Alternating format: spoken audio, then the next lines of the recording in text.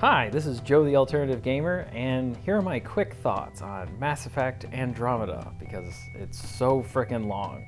Alright, I do plan on doing my typical reviews that I like to do for games, but this is taking a lot longer, and I would rather not rush the game and really play it thoroughly, so I can kind of hit those main points in my review, but I would like to get some of those initial thoughts out now, so I'll get right into it.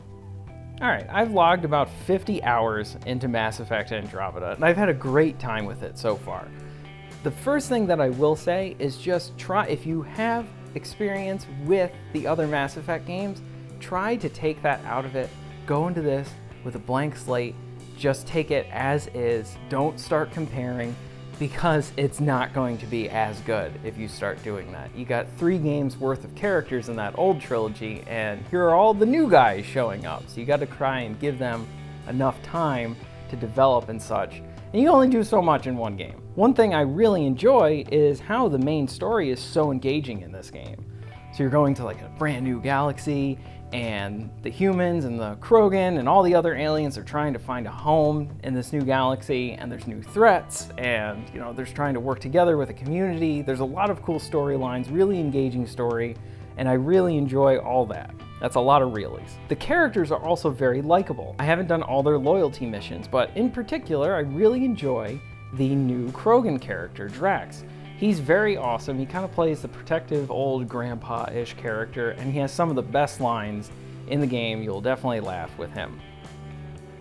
Now, I really like the main character. I'm playing through as male Ryder, and it kind of sounds like Nolan North's younger brother. And by Nolan North, I mean Nathan Drake.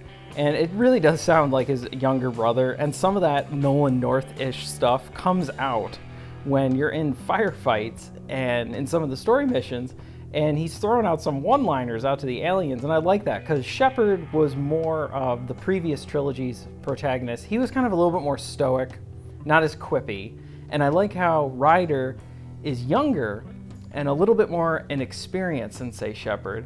It's a nice contrast between the characters, and to have something new there, too. So I like Ryder, and I do know that he's not voiced by Nolan North. If you play the game, you'll know what I mean. He really does sound like Nolan North. The music is really awesome so far. I love it. It really brings it back to the synthesizers that were used in the first Mass Effect. There's some really good epic themes. So far, none of the old themes have really showed up yet, but the new music is particularly awesome. The game also has a great sense of exploration. So far, I've been to a wide variety of planets. They all have different conditions on them. Whether it's an extreme amount of radiation, you have to make sure to get into these protective areas before you die, or the sun cooks you. This is exactly why I don't go outside, though. See, this game got that right. You get sunburned, and in this game, you get sunburned, you're dead. Then they have like a snow planet. It's awesome. You get to go roll around, make some snow angels, get a little snowball fight. No, that doesn't really happen. Maybe in the DLC. But each planet has a variety of side missions to do, and they do follow a similar-ish template to them, where you kind of have to hit a bunch of areas and kind of restore the planet so that people can maybe inhabit it. But the side missions do have variety to them, and I'm going to use this as a nice segue to go right into combat. Because some of the structure might be a little bit repetitive, I haven't felt the repetition yet with the 50 hours I've played. Now, the combat, it's just massively improved over the last couple games.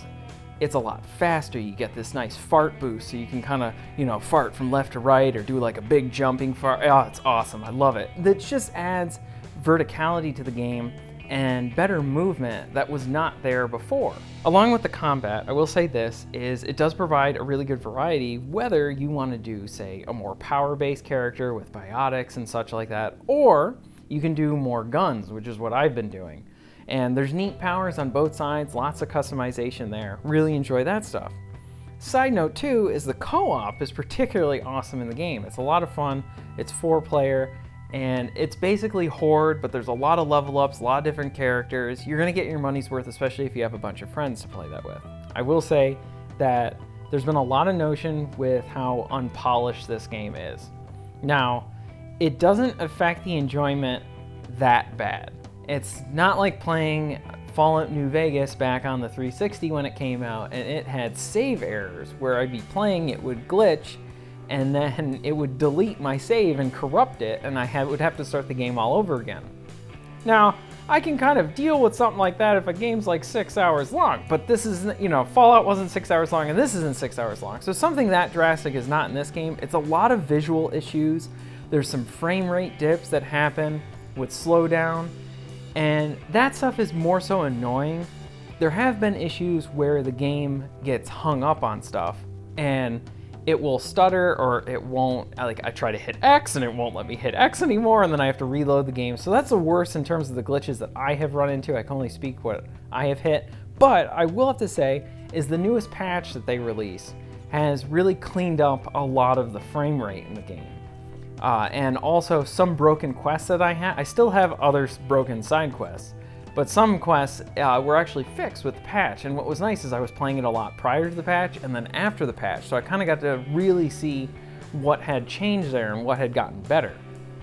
So I'd say this, just as a closing note, is if you are a big fan of Mass Effect, this is definitely worth checking out. Now, if you're looking for a great game that's going to give you a lot of bang for your buck, I haven't beaten it yet, but with 50 hours already into it, I mean, if the last couple, or like, you know, whatever else is rest in the game, if it's not that great, you still got a core amount of 50 hours that are really good, and I can vouch for it, at least in my book. That's definitely worth buying if you enjoy sci-fi, shooters, good characters, anything like that. So that's my closing notes. Thank you very much for watching. The full review will be coming your way. If you enjoyed the video, drop me a like.